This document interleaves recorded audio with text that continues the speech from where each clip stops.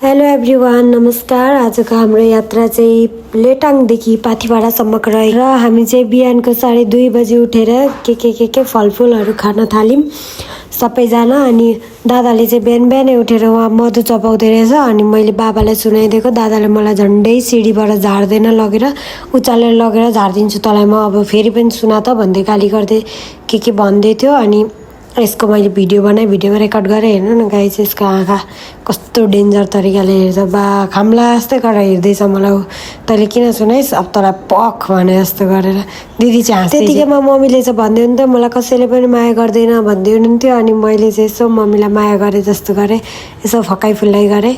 बाबा पनि यहाँ खाजा खाँदै हुनुहुन्छ सबैजना। छिट्टै उठेर होला सबैजना, निन्द्रामै भयो जस्तो, पुरै निन्द्रामै हुनुहुन्छ। अनि हाम्रो भाउजू पनि यहाँ उठिसक्नु भएको छ। अनि हामी चाहिँ अब गाडी चढेर गयौँ सबैजना फ्यामिली भएर। अनि हामी चाहिँ यता केराबारीको बाटो गएको नि त। अनि हाम्रो चाहिँ मावलो केराबारी। अनि मम्मीलाई तपाईँको माइत आयो भन्दै जिस्काउँदै थियौँ। मम्मी पनि खुसी भइरहनु भएको थियो, माइतको बाटो हिँडेर होला खुसी भइरहनु भएको थियो। अनि छिट्टै उठेको भएर होला सबैजना सुत्नु भएको थियो। अनि मैले चाहिँ यात्रामा रमाउने गर्नुहोस् किनभने गन्तव्य भनेको मृत्यु नै हो भन्दै सबैलाई उठाइ थिएँ। हामी चाहिँ धरान हुँदै मूलघाट हुँदै गएको नि त। अनि यो हेर्नु न कस्तो राम्रो भ्यू छ। यो चाहिँ सायद 5 थर होला जस्तो लाग्छ मलाई याद छैन। ड्राइभर अङ्कलले चाहिँ हरेक ठाउँको यो ठाउँ यो हो भन्दै हामीलाई चाहिँ देखाउँदै भन्दै लानुभएको थियो। तर याद गरे जस्तो लाग्छ, तर एउटा कानले सुनेर अर्को कानले हामीले चाहिँ उडाएछौँ। किनभने यो ठाउँ कहाँ हो पनि थाहा छैन, काबेली हो कि जस्तो लाग्छ, तर कहाँ हो थाहा भएन। हामी चाहिँ मुस्ताङ जस्तै भन्दै भिडियो बनाउँदै। हामी 3 बजी नै उठेर हिँडेको भएर होला धेरै भोक लागिरहेको थियो। अनि खाजा खान पनि ओर्लेको थियौँ। खाजा खान पाउने भएर सबको अनुहार क्या खुसी छ। ऊ अङ्कलले पनि के भन्दै जिस्काउँदै हुनुहुन्छ सबैजनालाई के भन्दै पालो है। सबै क्या खुसी भइरहनु भएको छ क्या, अब चाहिँ खाजा खान पाउने भइयो भनेर।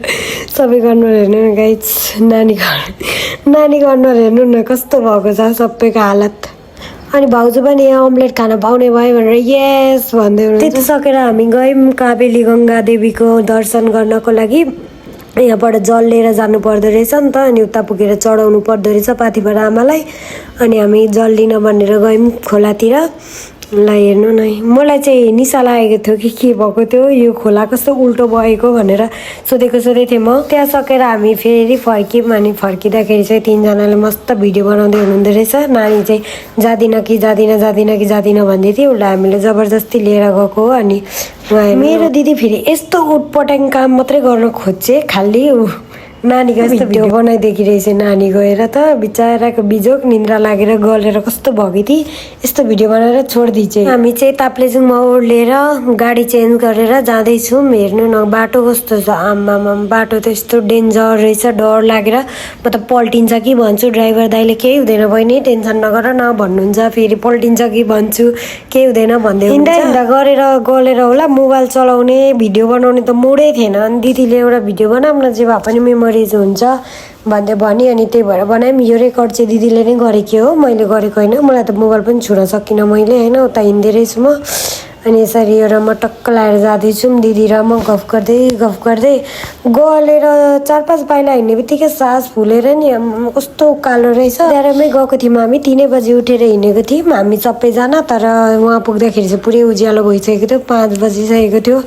जाँदै यो भिडियो पनि बनाएकै एउटा मात्र बनायौँ, धेरै बनाउनु। अनि दिदीले एउटा यस्तो खालको फोटो चाहिँ खिचौँ न प्लिज भनी। अनि त्यहाँदेखि खिच्दै गयो। अनि यो चाहिँ जाँदैको सिन हो, गलेर उभिरहेको छौँ हामी गल्फ हान्दै 2जना।